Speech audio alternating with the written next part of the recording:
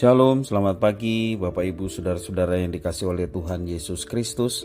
Jumpa kembali bersama saya Pendeta Eka di dalam renungan firman Tuhan pada hari ini, Kamis 14 Oktober 2021. Sukacita dan damai sejahtera dari Tuhan Yesus kiranya terus menyertai kehidupan kita. Puji nama Tuhan. Sampai pada pembacaan kita pada hari ini masuk pada kitab yang baru, yakni kitab Ezra. Kita membaca pasal pertama dan sebentar kita akan merenungkan bagian dari pasal yang kita baca hari ini. Mari kita berdoa terlebih dahulu. Tuhan Allah Bapa di surga, sungguh kami bersyukur dan berterima kasih kepada Tuhan untuk setiap kebaikan Tuhan yang boleh nyata dalam hidup kami sampai pada pagi hari ini. Kami kembali dapat membaca firman Tuhan dan kami mau merenungkan bagian dari firman Tuhan yang kami membaca hari ini. Kau mampukan untuk kami dapat mengerti, memahami. Kau juga menolong kami prinsip kebenaran yang kami dapatkan, kami dapat terapkan dalam hidup kami setiap hari. Terpujilah namamu Bapa, demi nama Tuhan Yesus kami berdoa. Amin. Bapak Ibu, saudara-saudara yang dikasihi oleh Tuhan Yesus Kristus, kita masuk dalam kitab Ezra. Kitab Ezra menggambarkan keadaan bangsa Yehuda pasca pembuangan. Pembebasan umat Israel dari Babel sungguh tidak masuk akal. Jika pada pembebasan pertama umat Israel dipimpin Musa dari kalangan sendiri, maka pembebasan kedua terjadi karena titah Kores, bukan dari kalangan sendiri yang mengizinkan orang Israel keluar dari negerinya. Demikianlah penulis kitab Ezra memberikan catatannya. Semua itu dilakukan Kores bukan karena inisiatifnya sendiri selaku Raja Persia yang telah menang perang, tetapi karena Tuhan menggerakkan hati Kores, dan titah itu dipahami sebagai penggenapan nubuat Yeremia. Di dalam Ezra pasal 1 ayat 1 firman Tuhan berbunyi demikian. Pada tahun pertama zaman Kores, Raja negeri Persia, Tuhan menggerakkan hati Kores, Raja Persia itu. Tidak hanya memerintahkan umat Israel pulang, dalam maklumatnya Kores menegaskan, beginilah perintah Kores, Raja Persia, segala kerajaan di bumi telah dikaruniakan kepadaku oleh Tuhan Allah semesta langit. Ia menugaskan aku untuk mendirikan rumah baginya di Yerusalem yang terletak di Yehuda. Dalam Ezra pasal 1 ayat yang kedua. Orang Israel tidak hanya diizinkan kembali ke Yerusalem, tetapi mereka atas nama Kores diperintahkan untuk membangun kembali bait suci Allah. Pembangunan tentu saja butuh modal. Dan Kores juga memerintahkan bangsa-bangsa non-Yahudi untuk memberikan dukungan berupa emas, harta benda, dan juga ternak kepada bangsa Yahudi. Bukan hanya itu, Kores juga memerintahkan penggalangan dana bangsa non-Yahudi untuk pembangunan bait suci di Yerusalem, serta mengembalikan perbendaharaan bait suci yang telah diangkut Nebukadnezar ke Babel.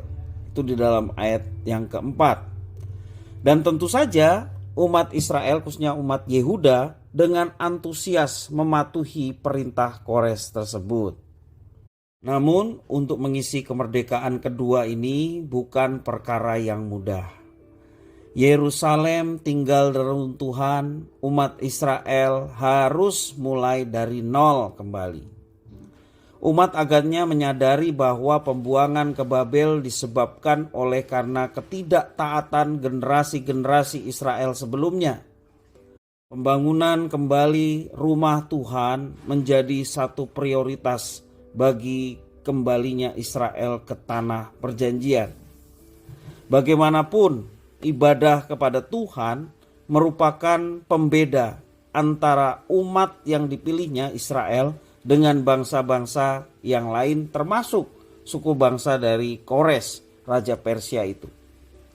Selanjutnya kelompok Yahudi lain kembali ke Yerusalem di bawah pimpinan Imam Ezra. seorang ahli hukum Allah.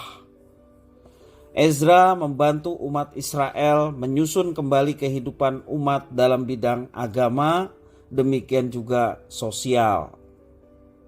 Setelah 70 tahun berada di pembuangan, umat Tuhan mendengar kabar yang tidak pernah disangka-sangka ini. Yakni seperti yang saya sampaikan bahwa penguasa baru Persia, Raja Kores, mengizinkan mereka kembali ke Yerusalem dan membangun kembali bait suci yang telah runtuh. Bapak Ibu saudara-saudara yang kasih oleh Tuhan, kalau kita bayangkan kita menjadi umat Allah pada waktu itu, ya, sungguh amat aneh, sukar dipercaya, tetapi ini kenyataan. Tuhan menggerakkan orang yang bukan Yahudi menjadi penguasa pada waktu itu, yaitu Raja Kores, untuk mengembalikan umatnya ke tanah kelahiran mereka. Dan bukan hanya itu saja, mereka diperintahkan untuk kembali membangun bait Allah. Sungguh hal yang mustahil, tetapi itulah yang dialami oleh umat Allah di masa pembuangan dan menjadi satu sukacita bagi mereka. Dalam ayat yang kelima firman Tuhan berbunyi demikian. Maka berkemaslah kepala-kepala kaum keluarga orang Yehuda dan orang Benyamin, serta para imam dan orang-orang Lewi, yakni setiap orang yang hatinya digerakkan Allah untuk berangkat pulang dan mendirikan rumah Tuhan yang ada di Yerusalem. Mereka yang berangkat dalam peristiwa yang dikenal sebagai keluaran baru adalah mereka yang hatinya digerakkan oleh Allah. Penting sekali Bapak Ibu saudara-saudara yang dikasihi oleh Tuhan. Banyak perubahan di dalam hidup ini bergantung pada hati manusia. Oleh karenanya tidak jarang terasa mustahil. Misalnya kekerasan hati pasangan, kenakalan anak, bahkan yang sekarang mungkin terjadi di masa zaman sekarang adalah kecanduan obat. Hubungan antar pribadi yang menjadi rusak. Bahkan pemerintahan yang bobrok. Namun bagi Tuhan tidak ada yang mustahil. Dia sanggup menggerakkan hati siapapun untuk berubah atau memprakarsai suatu perubahan. Mengapa kita berhenti berharap kepadanya? Kalau kita sedang bergumul untuk perubahan terhadap sesuatu, kita terlebih dahulu minta diubahkan oleh Tuhan. Karena Tuhan menggerakkan hati seseorang, dan gerakan itu juga melahirkan perubahan bagi manusia-manusia yang lain. Nah Bapak Ibu saudara-saudara yang kasih oleh Tuhan, jangan pernah berhenti berharap kepada Tuhan. Jika hati telah dijamah, yang tak terbayangkan pun bisa terjadi oleh karena kuasa dan mujizatnya. Siapapun pasti akan berubah jika Tuhan telah membuat hatinya dijamah olehnya. Nah Bapak Ibu saudara-saudara yang dikasihi oleh Tuhan, seperti Kores dijamah hatinya oleh Tuhan, demikian juga orang-orang Israel dalam pembuangan dijamah hatinya oleh Tuhan dan terdorong mereka untuk kembali pulang. Semua itu terjadi oleh karena kuasa Tuhan. Apa yang mustahil bagi manusia, kalau Tuhan bertindak tidak ada yang mustahil. Karena itu sekali lagi jangan pernah berhenti berharap kepadanya. Jangan pernah berhenti berdoa kepadanya. Berdoa dan berharap kepada Tuhan mendatangkan sesuatu yang baik. Bahkan apa yang tidak pernah kita pikirkan, apa yang tidak pernah kita duga sebelumnya, ternyata Tuhan menyediakan itu bagi setiap orang-orang yang berdoa dan berharap kepadanya. Mari Bapak Ibu saudara-saudara yang dikasihi oleh Tuhan, apapun persoalan kita, apapun tantangan hidup yang sedang kita alami, kita punya Tuhan.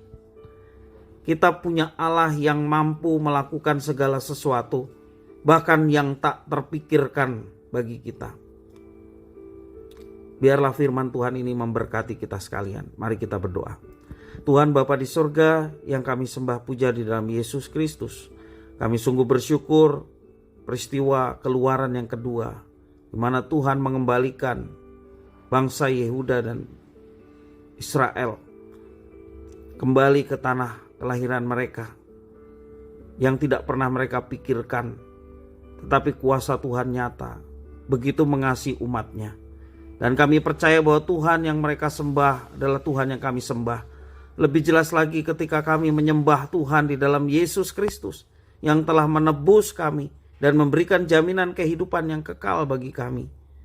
Kami mau tetap mengandalkan Tuhan dalam setiap kehidupan kami. Dalam kenyataan banyak kali tantangan, banyak kali pergumulan, masalah yang belum terselesaikan.